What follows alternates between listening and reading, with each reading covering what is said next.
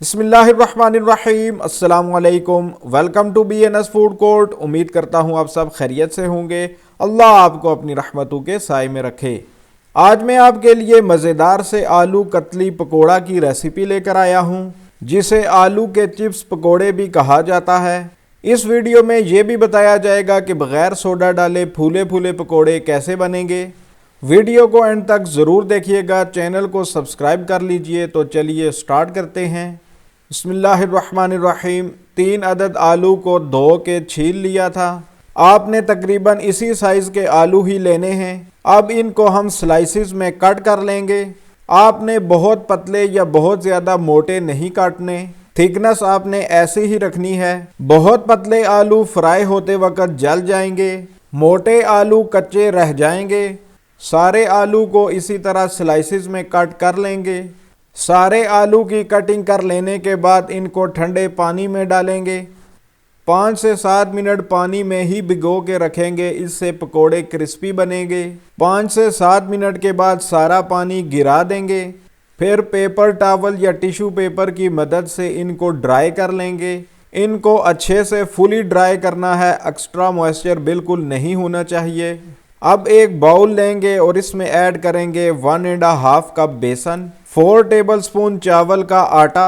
یہ easily available ہوتا ہے، اگر آپ کے پاس نہیں ہے تو آپ چاول لے کے ان کو گرائنڈ کر سکتے ہیں۔ ایڈ کر لیتے ہیں 1/2 ٹیبل سپون نمک، 1 ٹیبل سپون کٹی ہوئی لال مرچ، 1 ٹیبل سپون کٹا ہوا خشک دھنیا، 1/4 ٹیبل سپون سفید زیرہ، 1/2 ٹی سپون اجوائن، 1/4 ٹی سپون ہلدی، 1/4 ٹی سپون لہسن پاؤڈر، 1 ٹیبل سپون باریک کٹا ہوا ہرا دھنیا۔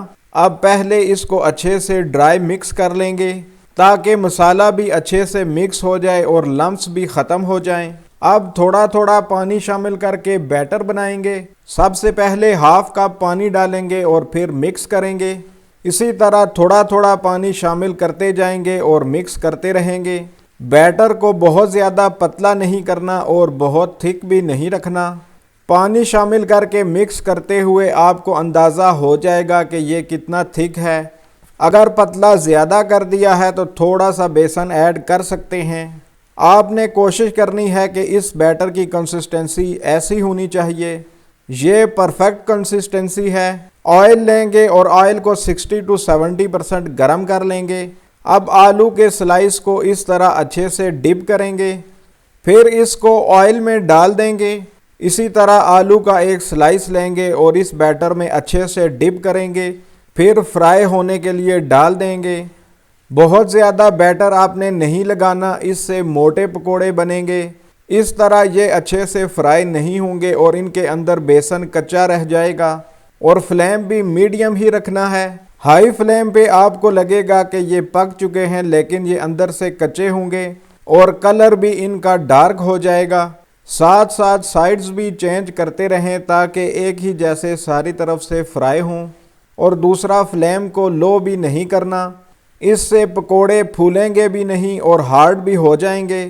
الحمدللہ پکوڑے فرائی ہو چکے ہیں، اب ہم انہیں نکال لیتے ہیں۔ ماشاءاللہ الحمدللہ زبردست فرائی ہوئے ہیں۔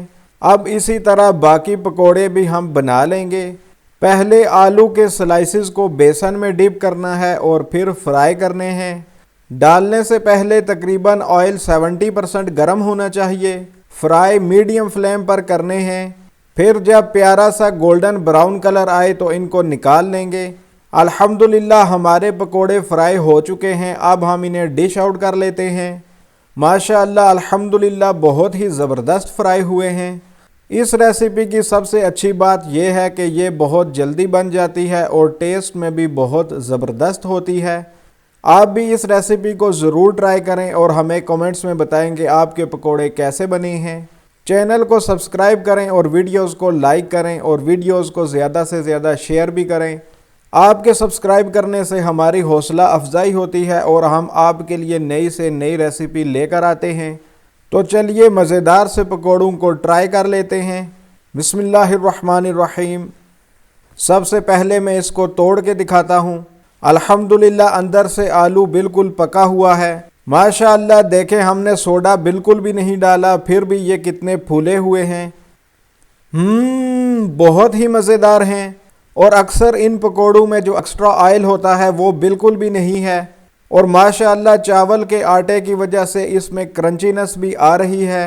اس کے ساتھ ہی اپنے اور اپنے پیاروں کا رکھیے خیال۔ اگلی ویڈیو تک مجھے دیجیے اجازت۔ اللہ حافظ، السلام علیکم۔